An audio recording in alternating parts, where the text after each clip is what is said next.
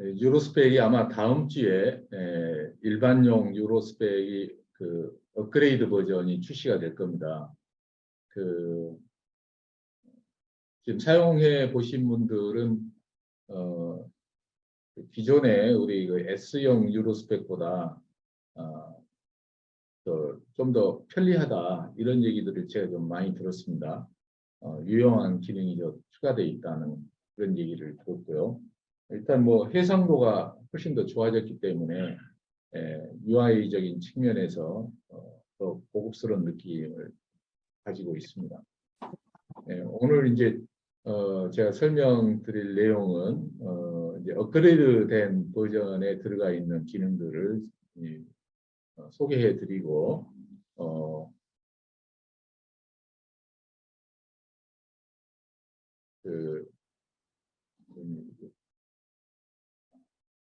그냥한테 다 감사한다는 문자들이구나.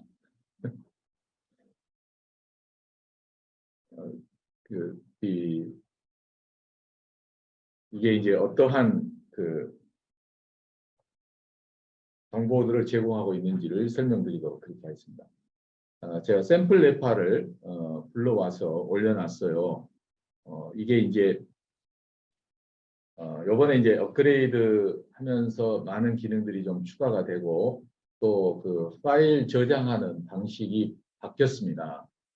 기존에 지금 현재 쓰고 있는 것은 파일이 그 txt 즉 텍스트 포맷으로 저장이 되고 그러는데 앞으로는 이게 이제 그 PWD라고 하는 파낙토스 저기 PED 파낙토스 EEG 데이터를 줄여가지고 PED라고 하는 그 파일 형식으로 저장이 되도록 그렇게 바꿨습니다.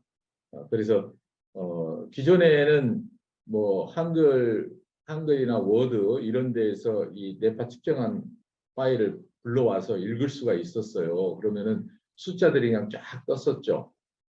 근데 이제 PED 포맷으로 우리가 저장을 하게 되기 때문에 그런 문서 파일에서 읽을 수가 없습니다. 오직 뉴로스펙에서만 읽을 수가 있게 되겠습니다.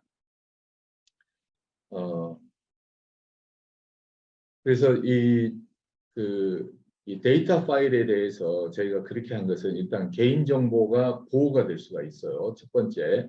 그다음에 두 번째, 이게 전용 프로그램에서만 열게 함으로써 이 파일이 어디로 도난당할 수 있는 그런 것도 이제 방지할 수가 있습니다. 여러 가지 목적에서 이게 더 안전하고 우리가 또 이걸 파일을 전송할 때에도 이렇게 이제 암호화된 파일로 전송하는 것이 전송 중에 어떤 사고가 일어날 확률도 훨씬 더 적습니다. 그런 여러 가지 문제점들을 저희가 해결하기 위해서 이렇게 했고요. 또 하나는 의료용 제품과 일반용 제품 간에 서로 이 파일이 호환이 서로 안 되게 되어 있습니다.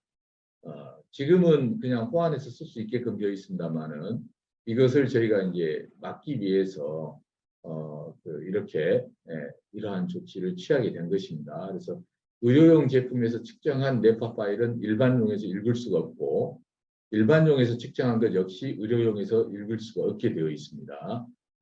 이게 이제 그 원장님들이 이런 걸 원하셨어요. 우리가 의사 전용, 의료 전용 프로그램이다, 의료 전용 제품이다 하는 것을 명확하게 만들어 달라. 괜히 시중에서 팔고 있는 것도 이걸 있는 것 병원에서 측정한 데이터 파일이 시중에서 그냥 판매하고 있는 일반적으로 판매하고 있는 제품에서 이 파일을 읽을 수 있다면 이건 의료 정보가 노출되는 것이기 때문에 이건 불법이다. 이걸 막아야 된다 하는 요청이 있어서 저희가 이렇게 파일 형식을 바꾸게 된 것입니다. 그래서 그렇지만 이미 기존에 우리가 이제 텍스트 포맷으로 저장한 파일들은 다 불러와서 볼 수가 있습니다. 그것을 불러와서 보는 것은 아무 문제가 없기 때문에 새로운 버전으로 업그레이드 하더라도 그런 염려는 하실 필요가 없게 되겠습니다. 자, 그러면 일단 기능적인 것을 좀 설명을 드리도록 하겠습니다. 기본 형식은 기존에 쓰고 있는 유로 스펙하고 똑같습니다.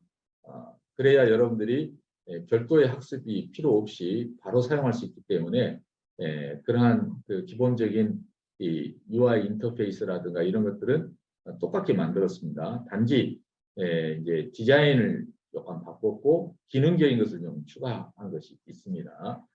그래서 이 위에 있는 것이 이제 원시 뇌파 데이터고 아래에 있는 게 3D 스펙트럼, 우측에 있는 막대 그래프가 절대세기가 되겠습니다.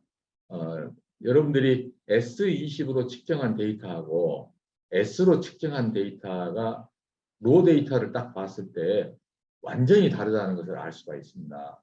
그것은 이 S20 그 제품 자체가 의료용 기준에 완전히 그 맞춰져서 만들다 보니까 의료용에서 그 모든 신호가 그 어느 대역까지 깨끗하게 나와야 되냐면은 그 50Hz까지 깨끗하게 나와야 됩니다. 50Hz까지. 그러다 보니까 저희가 그 기준에 맞춰서 제품을 개발을 한 거고 하드웨어 개발을 한 것이고, 그래서 이 빠른 베타 리듬이 죽지 않고 그대로 살아있는 상태로 있는 그대로 이렇게 보이게 된 것이죠. 그래서 처음 S20으로 뇌파 측정을 하면 이 뇌파 데이터가 이게 정상적인 것인가 이렇게 의아하게 의심이 가는 가게 되는데 이게 정상적인 뇌파 데이터입니다. 훨씬 복잡하고 빠른 베타 리듬들이 여러데 그대로 보이는 것을 확인할 수가 있습니다.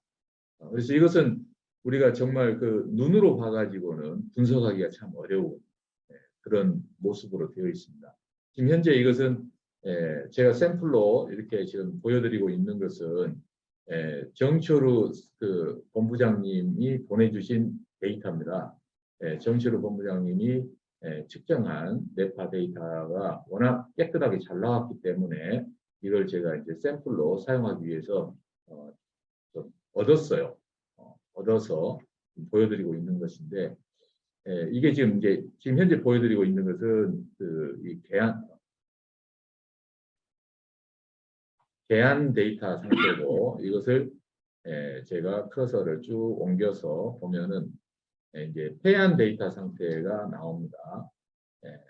폐안 데이터 상태에서 지금 이런 영역은 이제 기존의 S에서 볼 수 있는 패턴이죠. 알파 리듬이지 않습니까?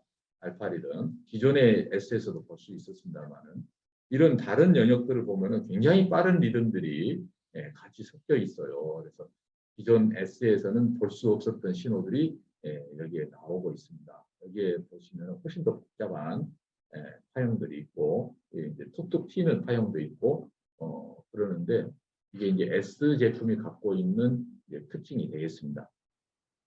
그래서 이런 걸 맨눈으로 봐서는 제대로 읽을 수가 없어요.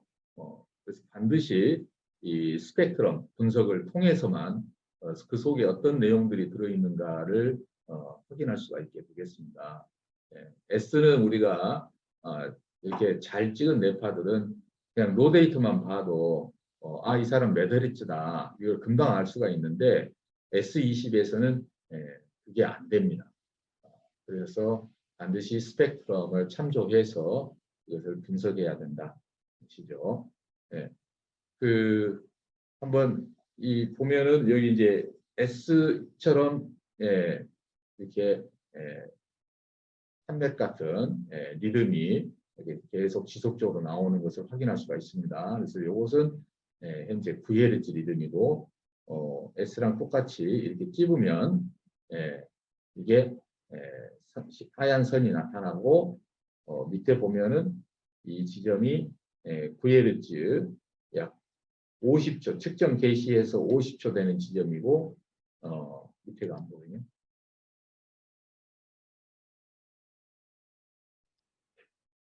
그다음에 왜안 오시지? 밑에가 엑셀 지역이 보이죠. 지금 밑에가 지금 가려서 안 보이는데요. 네, 제일 하단에 이제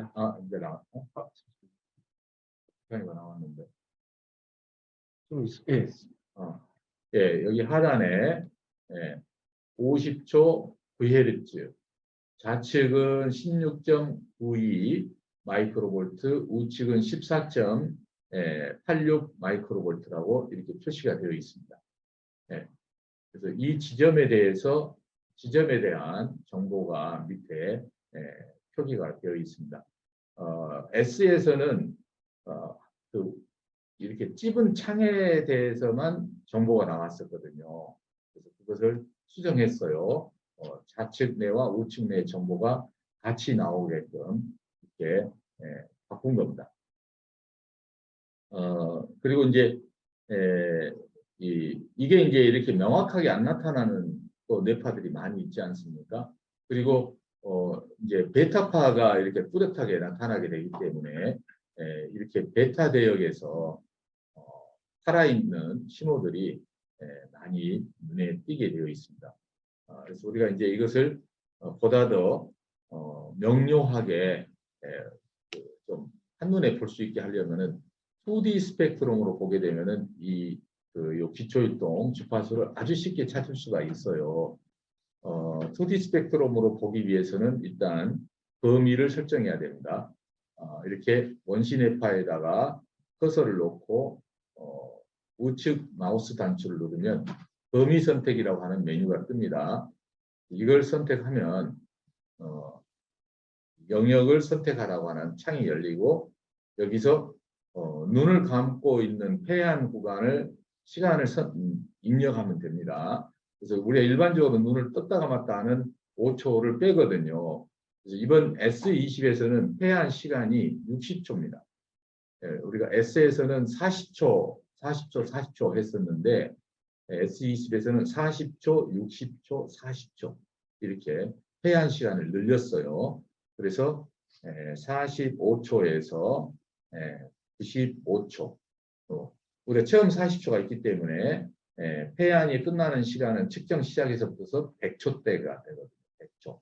그래서 5초를 빼고 95초로 선택을 한 겁니다.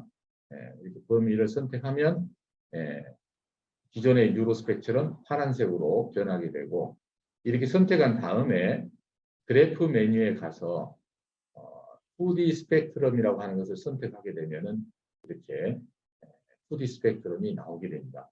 S에서도 2D 스펙트럼 그래프를 볼 수가 있어요. 근데 S에서는 3D 스펙트럼을 회전을 시켜가지고 이렇게 이런 요 2D 스펙트럼 형태를 만들어내게 되는데 그렇다 하더라도 이게 깨끗하게 안 보이죠.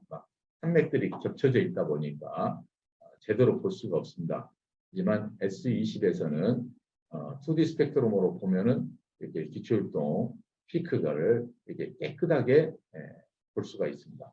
그래서 이분은 VLH에서 약 한 6.5에서 약 7 정도의 세기를 받거든요. 약 7 정도 되겠네요. 7 마이크로볼트에 달하는 상당히 강한 알파 9Hz 뇌파가 나오고 있는 것을 확인할 수가 있고 델타나 세타가 상당히 죽어 있는 것을 확인할 수도 있고요. 그 다음에 17Hz 또 18Hz 이 정도에서도 베타 영역이죠. 베타 영역에서도 피크가 있는 것을 확인할 수가 있고 고베타 영역에서도 27Hz에서도 피크가 존재한다는 것을 확인할 수가 있습니다. 네. 우리가 S에서는 이 베타 영역에서는 이렇게 쫙 가라앉아서 이게 약하거든요. 근데 S20은 신호를 있는 그대로 전부 다 보여주고 있다. 이런 걸 확인할 수가 있습니다. 그래서 이 하드웨어 스펙에서 S20과 S가 이렇게 베타 대역에 대한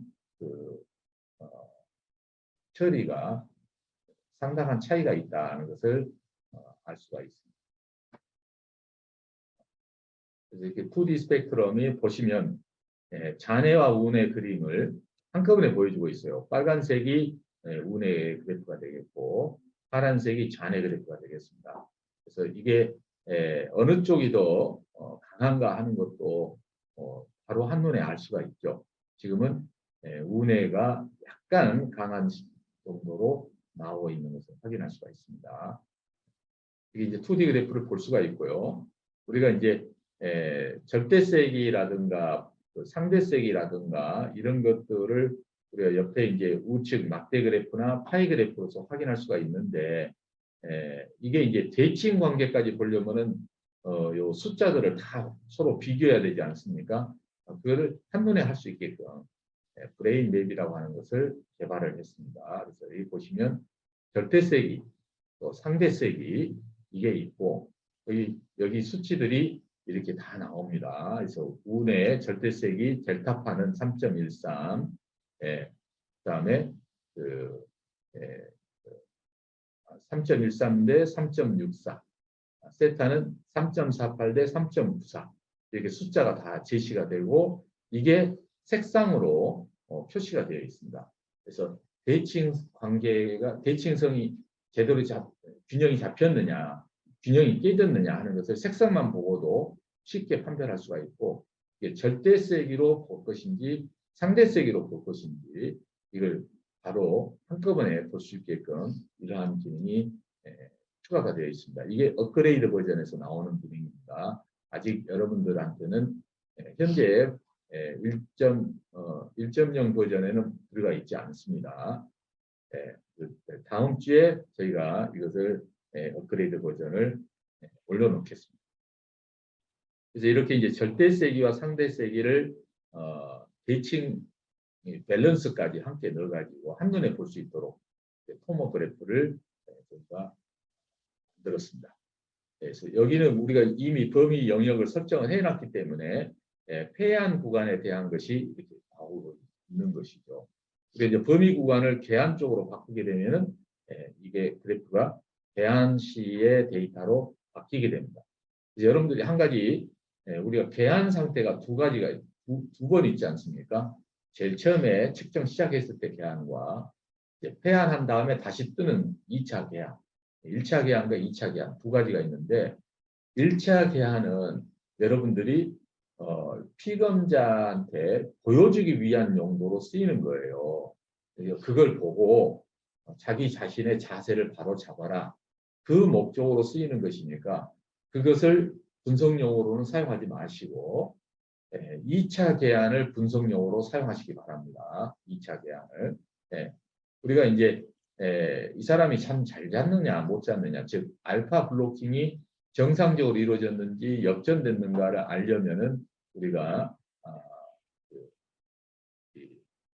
2D 스펙트럼을 두 개를 띄우면 됩니다. 두 개를.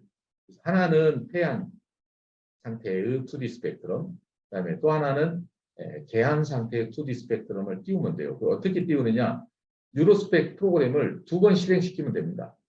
그러면은 뉴로스펙 프로그램이 두 개가 뜨겠죠.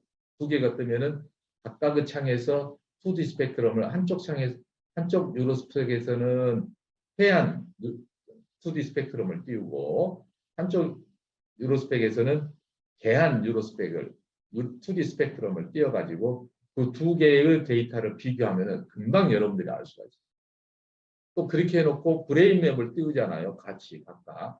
그러면은 폐한 시의 균형, 잔해 운의 균형 상태, 계한 시의 잔해 운의 균형 상태를 한눈에 바로 바라볼 수가 있게 되겠습니다. 이런 기능들이 들어가 있습니다. 자, 그러면은 또 이제 추가된 기능이 있습니다. 여기 이제 그래프에 보시면 전압별 색상보기, 평면보기가 있는데 평면보기를 선택하시게 되면 이게 이제 칸투어 그래프죠. 이렇게 일렬로 이걸 아주 확연하게 볼 수가 있어요. 보시면 이렇게 기초율동 그래프가 뚜렷하게 보이는 것을 확인할 수가 있습니다. 다시 원상고 그다음에 이제 밴드별 절대세기 보기, 밴드별 상대세기 보기. 우리가 이게 이 현재 나와 있는 우측 막대 그래프 창을 창이 만약에 사라졌다 그러면은 이 그래프 창에서 이걸 선택하게 되면 다시 나타나게 되어 있습니다. 네. 자, 이제 분석을 보시면 지금 제가 여러분들한테 보여드리고 있는 이 샘플은 의료용 뉴로스펙입니다. 그래서 의료용 뉴로스펙에서는 이런 여러 가지 기능들이 좀 들어가 있어요. 여기 또 기능이라고 해가지고 의료용에서는 이제 필터 설정, 쌍극 유도 설정, 윈도우 설정, 메모, 장치 설정 여러 가지 기능들이 있는데 일반용에는 이게 없습니다. 의료용에만 있는 것입니다. 네. 자, 여기에서 이제 대칭성 보기를 선택을 하면 아까쯤에 범위 선택한 45초에서 95초가 자동으로 들어가 있어요. 이걸 오케이 하면은 해안시에 노 데이터에서부터 감마파까지 몇 퍼센트 차이가 나느냐 이게 퍼센테이지로 이렇게 나타납니다. 우리가 이제 감마파까지 정확하게 볼 수 있게 되어 있기 때문에 감마파에 대한 대칭성까지도 이렇게 우리가 볼 수 있다 하는 것을 알 수가 있죠. 그러면은 델타파, 뭐 세타파, 알파파, SM 알파 이거 각각의 대칭 관계를 볼 수가 있죠. 이게 20% 범위이기 때문에 이분은 아무 문제가 없다. 대칭 문제가 그것을 알 수가 있어요. 그러면 감마파는 이렇게 큰 차이가 나는 이유가 왜 그러냐? 워낙 약하기 때문에 약한 값에서 조금 차이가 나도 퍼센테이지는 크게 벌어져 버리거든요. 네, 그래서 그런 겁니다. 네. 다음에 이제 우리가 볼 수 있는 것이 밴드별 비율 계산이라고 하는 것이 있어요. 같은 구간에서 비율을 선택하게 되면 이렇게 SMR 분지 세타 비율, 저베타 분지 세타 비율, 세타 분지 알파 비율, 또 저베타 분지 알파 비율이 각각 잔해운의 수치들이 나타납니다. 우리가 이제 BQ에 보면은 이 비율이 굉장히 중요하지 않습니까? 우리가 비율로서 분석하는 것은 절대세기나 상대세기 이거하고는 아무 관계가 없어요. 비율은 절대세기로 보든 상대세기로 보든 비율은 똑같은 수치가 나오게 되어 있습니다. 그래서 비율로 분석하는 것이 굉장히 효과적인 것이죠. 특히 이제 우리가 ADD냐 ADHD냐 이게 주의 산마이냐 아니냐를 판단할 때 사용하는 것이 바로 SMR 분지 세타 비율 또는 저베타 분지 세타 비율을 가지고 우리가 판단합니다. 즉 깨어있는 상태에 대비해서 얼마나 뇌가 잠들어 있느냐 이걸 보는 것이 바로 이 비율이지 않습니까? 그래서 이 비율이 낮을수록 뇌가 깨어있다 하는 수치니까 우리가 이 수치가 4.0을 넘어서게 되면 안 좋다 이렇게 이제 보고 있는데 지금은 이제 S20의 경우에는 여러분들이 3.0 넘어가면은 산만한 경향성이 있다라고 판단하셔도 괜찮습니다. 그 이유가 왜 그러냐면은 베타파가 S에 비해서 더 강해요. 살렸기 때문에 정확하게 나오기 때문에 이 베타 대역이 S에 비해서 더 강하게 나옵니다. 그러다 보니까 이 비율이 낮춰지는 거예요. 더 낮춰지게 됩니다. 이분은 뭐 전부 다 굉장히 낮죠. 굉장히 뇌가 각성이 잘 되어 있는 뇌다 이렇게 알 수가 있고요. 그 다음에 세타 분지 알파 비율은 우리가 눈을 감고 있는 상태에서는 알파파가 세타보다 더 강해야지 뇌가 안정이 되어 있는 뇌가 되거든요. 그래서 세타 분지 알파 비율은 1보다 더 높아야지 뇌가 안정이 되어 있는 거예요. 그래서 여기서는 1.17, 1.16이 나와서 안정된 뇌다 이렇게 볼 수가 있는데 이 허용 수치가 어느 정도까지 우리가 허용할 수가 있느냐, 어느 정도까지 그 안정 상태로 볼 수 있느냐. 이게 충분한 데이터가 아직 안 만들어져 있어요. S20로는 충분한 데이터 안 만들어져 있는데 저희가 지금 현재 우리가 국책 과제를 3개를 하고 있습니다. 산림청 과제를 2개를 하고 있고 서울시 과제를 1가지를 하고 있어요. 근데 산림청 과제에서 저희가 그 카톨릭대학교랑 협력해서 뇌파 데이터를 많이 모으고 있는데 거기에서 제가 이 세타 분지 알파 비율을 통계를 냈어요. 통계를 낸 결과 0.8 이상이면은 안정 상태라고 인정해도 된다. 이 수치를 발견을 했습니다. 0.8 이하로 떨어지게 되면 좀 뇌가 불안정한 상태죠. 즉 뇌가 피곤한 상태, 졸린 상태, 이런 상태로 빠지게 되니까 어떻게 되겠어요? 이게 고령자의 경우에는 인지 기능이 떨어진 상태가 됩니다. 아이들의 경우도 역시 똑같이 적용할 수가 있게 되겠어요.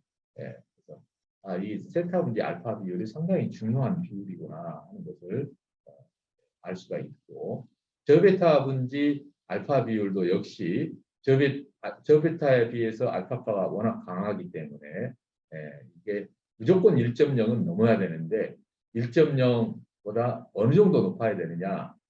그러면 무조건 1.5 이상은 나와야 된다.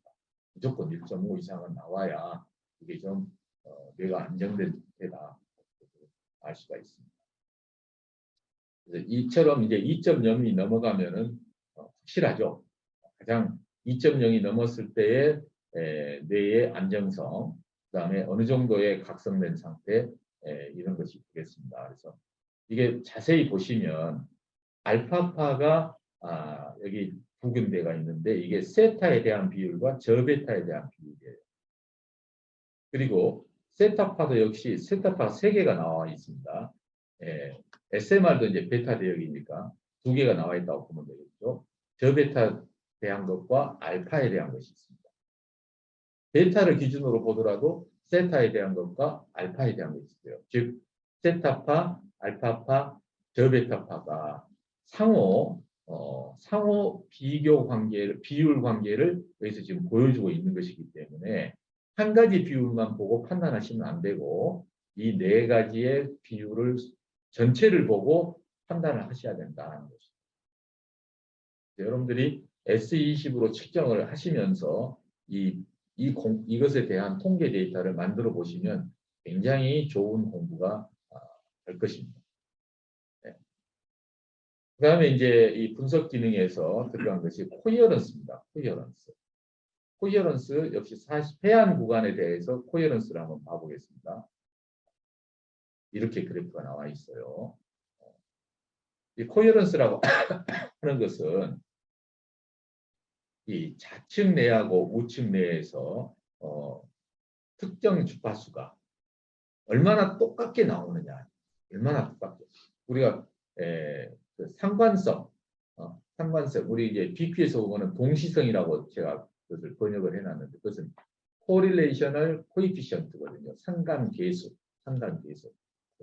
뭐 auto correlational coefficient, 그 자동 상관계수가 있고 피어슨 상관계수가 있고, 통계 분석하신 분들은 피어슨 상관계수 많이 하게 되죠.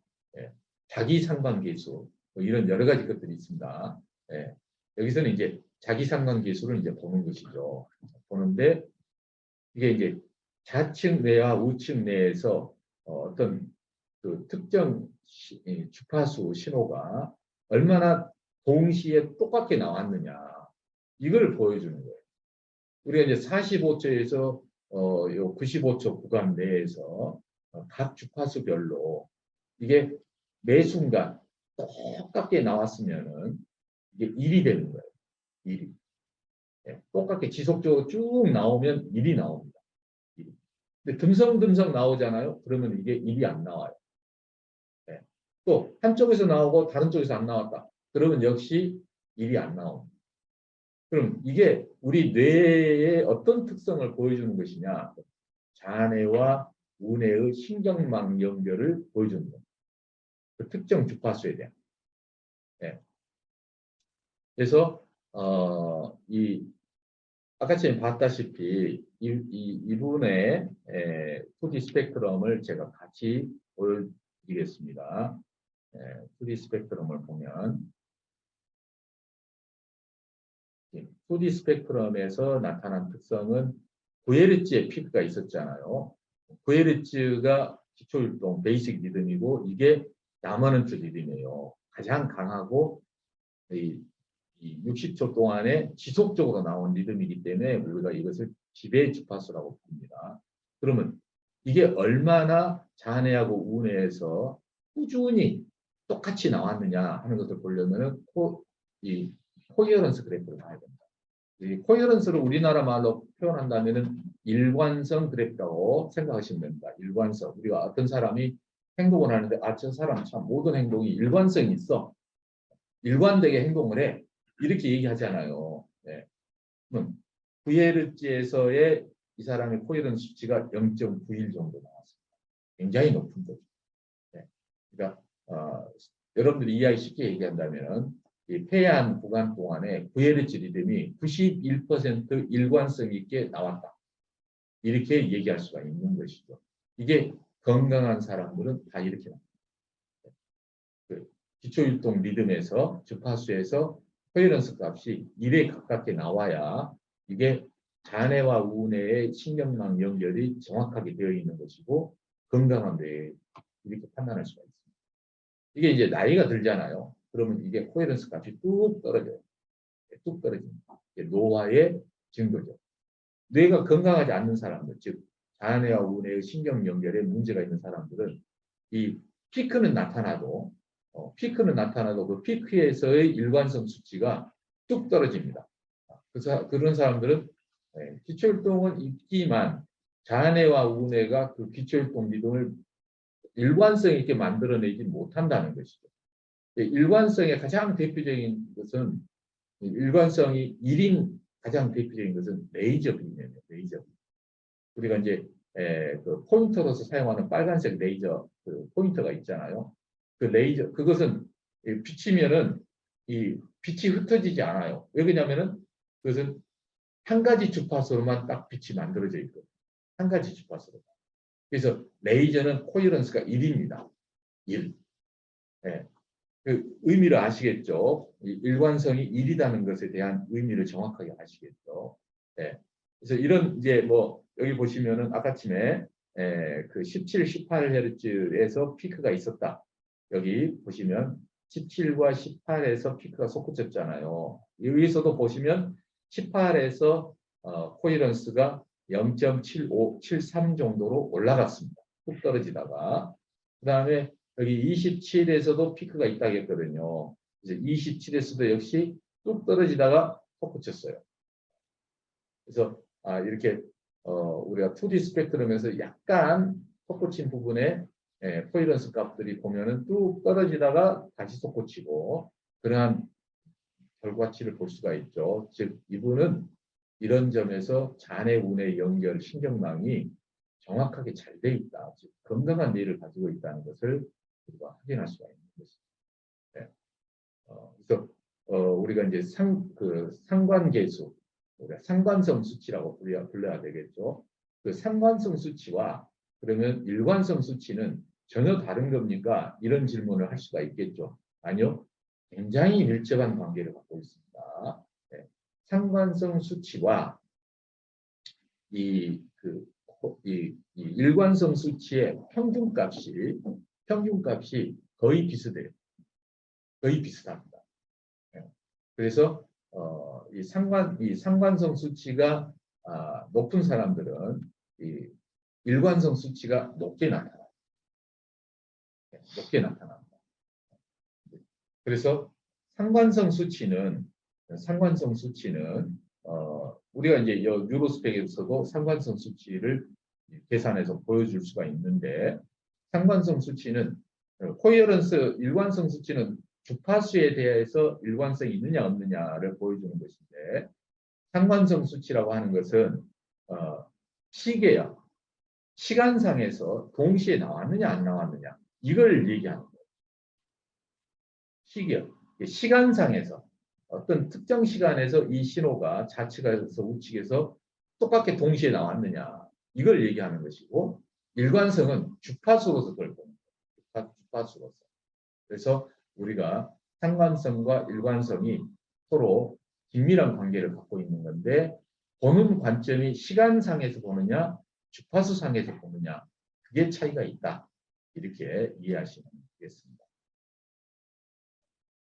그래서 이런 것들이 우리가 이제 뉴로스펙에 새로운 뉴로스펙에 새롭게 들어간 기능들이고 이 기능을 여러분들이 잘 익혀놓으면은 BQ에서 물론 훨씬 더 많은 해석들이 BQ 상에 다 나타나게 되겠지만 우리가 어느 정도 기본적인 분석은 이 새로운 뉴로스펙에서 어느 정도까지 할 수 있다.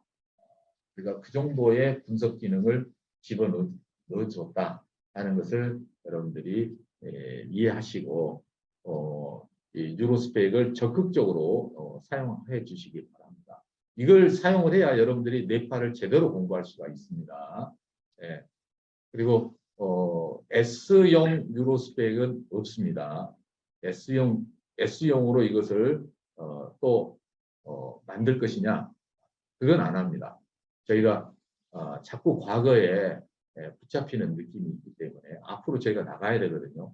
새로운 프로그램 개발에 집중을 해야지 되기 때문에 저희가 S형 뉴로스펙을 이렇게 개발할 계획은 없습니다. BQ도 역시 똑같습니다. BQ도 BQ 2.0은 S20용으로만 저희가 개발을 하고 S용으로는 개발하지 않습니다. 그래서 여러분들이 BQ 2.0을 쓰려면 S20을 사용해야 됩니다. 그 이유가 왜 그럴까요? 그것은 베타파 때문에 그렇습니다. 베타파 때문에 S에서 측정한 데이터에서는 베타파가 약하게 나오지만 S20에서는 있는 그대로 보여주기 때문에 우리가 분석을 해보면 차이가 있어요. 차이가 져 있습니다. 아까 전에도 우리가 저베타 분지 세타가 차이가 있다. S하고 S20이 차이가 있다라고 말씀드린 것처럼 이게 서로 좀 차이가 있어요. 그러다 보니까 우리가 한 가지를 선택해서 갈 수밖에 없게 되는 거고 이제는 뭐 의료용으로서 우리가 등록까지 한 또 대외적으로 우리가 서울대학교랑 같이 공동 개발했다라고 자신 있게 얘기할 수 있는 S20 제품을 본사의 표준 제품으로 하고 그것을 기반으로 한 소프트웨어 개발로 앞으로는 나가게 될 겁니다. 네. 이제 여기 이제 제어에 있는 기능들은 우리가 이제 측정하다가 일시정지하고 또 다시 측정 시작을 하고 아예 측정을 멈추고 하는 것들 측정에 대한 이 통제 기능이 되겠습니다. 그 다음에 이제 파일에 보면은 저장 기능이 있고 그 밑에 풀이의 변환값 저장이라고 하는 것이 있어요. 이것은 우리가 이제 그 통계 연구용으로 이 데이터를 분석하고 싶은 사람들을 위해서 풀이의 변환값 저장이라는 것이 있는데 이것도 역시 의료용에만 들어가게 되었습니다. 일반용에서는 이걸 뺐습니다. 일반인들이 이것을 뭐 풀이의 변환 데이터를 가지고 엑셀이나 SPSS에서 불러와 가지고 이것을 분석하는 그러한 작업을 하지는 않을 것이거든요. 그래서 단지 저희가 의료용에만 풀이의 변환값 저장을 집어넣어놨습니다. 그래서 우리가 이제 교육기관이라든가 연구소라든가 이런 곳에서는 저희 의료용 제품을 구입을 하기 때문에 자기들이 이런 연구를 통계 분석을 할 수가 있게 되겠습니다. 그다음에 이제 그래프 조합 인쇄라고 하는 거 있어요. 이것은 저희가 업그레이드 버전에서는 인쇄 기능이 지원이 됩니다. 그래서 인쇄 그 양식이 굉장히 이쁘게 저희가 디자인해서 만들었습니다. 그래서 인쇄된 파일을 저희가 보여드리겠습니다. 자, 지금 현재 파일을 저희가 인쇄를 하게 되면 저는 이제 물론 프린터가 연결이 되어 있으면 프린터로 보낼 수 있지만 보시면은 PDF 저장 기능이 있어요. 인쇄 기능에가.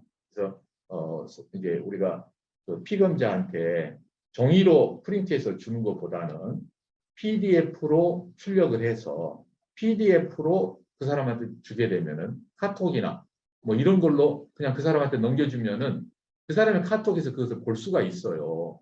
굉장히 편리하죠.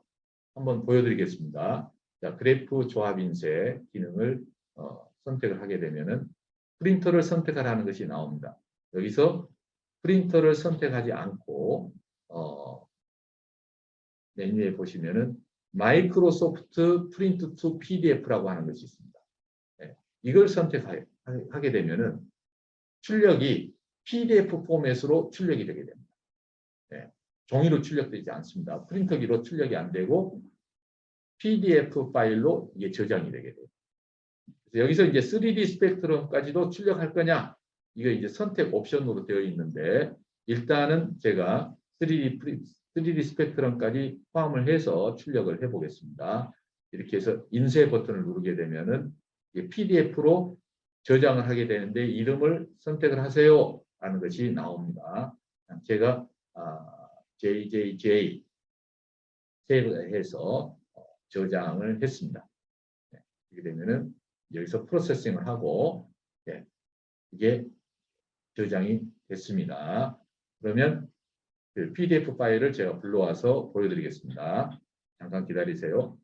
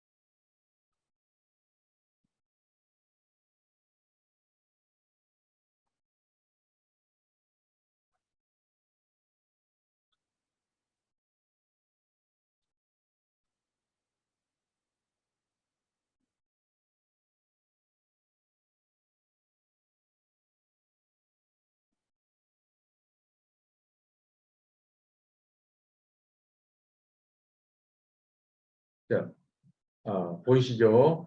네, 이게 출력한 인쇄 샘플입니다. 제가 잘 안 보이실 테니까 제가 확대를 하겠습니다.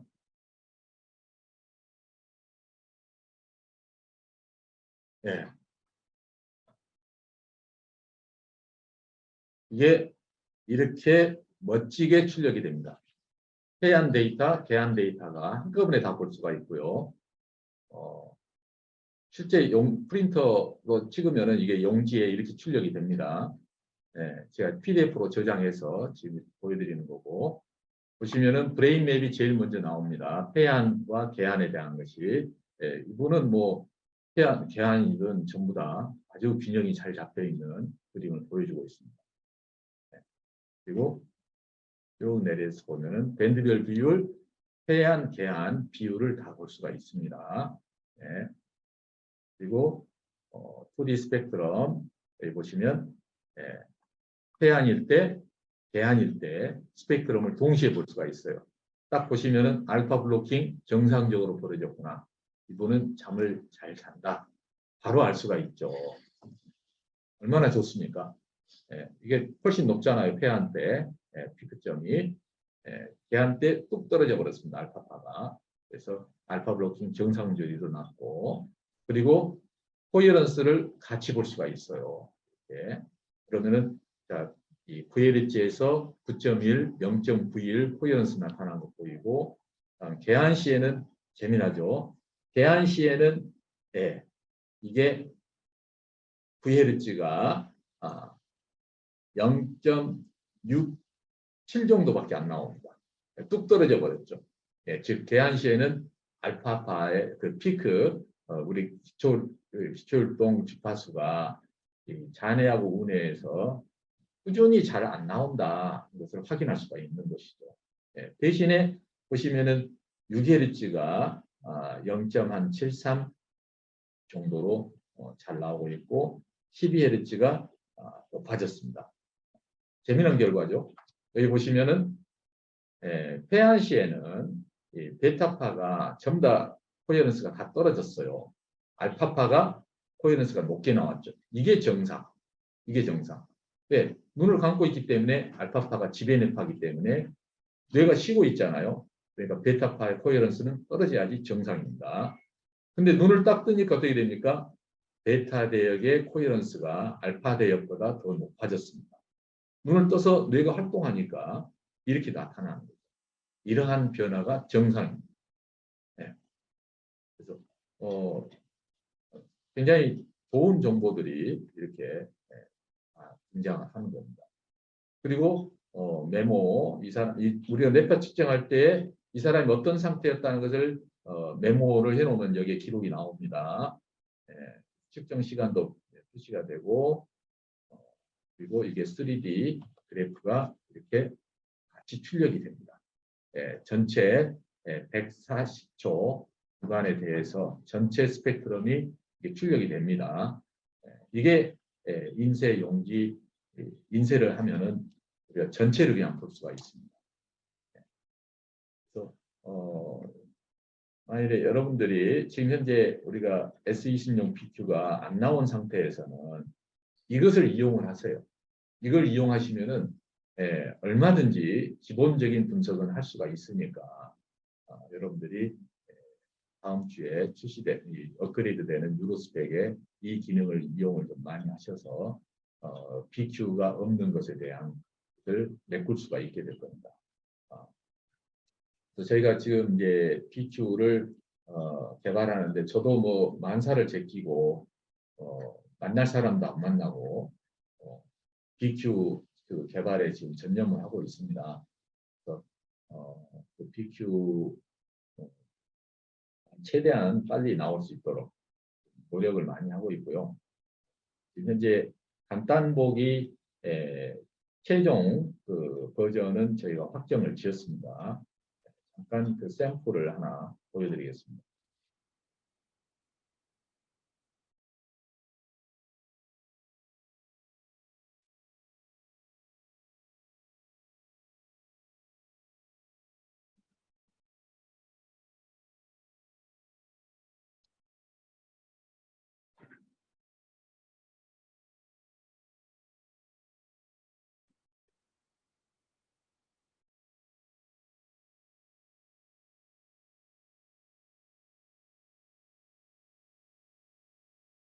네.